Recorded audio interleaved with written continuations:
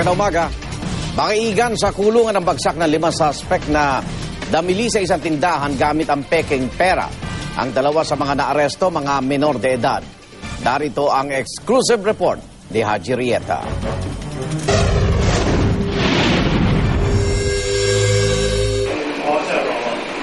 Arestado ang 3 babae at 2 lalaki, kabilang ang 2 menor de edad, matapos naman mga biktima gamit ang mga pekang pera sa isang pasyalan sa Pasay City pasado alas 8 kagabi.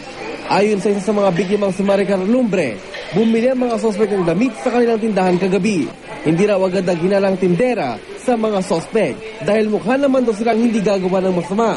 Pero nang ibinayad ng 500 pisong papel na ito, dito na siya nagduda. Yung pera, ma'am, nagduda ba kayo na para bakit kakaiba yung pera? Yung iba, ito ano ko lang. Ito kasi, talagang makita mo siya. Tapos sa likod. Oo, tapos yung dito rin, di ba may ano to, 500 mismo. Kahit naman siya, i-ano mo rin siya. Diba? Bubukas siya kaagad. Nang makalis ng mga sospek, agad nilang sinalang sa isang thermal scanner ang pera at natukas ang peke nga ito. Kaya naman agad nilang ipinahuli ang 5 sa security guard at dinala sa presinto. Pagdating sa presinto, turuan na ang mga sospek. Ayon sa isang menor de edad na sospek, pati raw siya, biktima ng isa niyang kasamahan.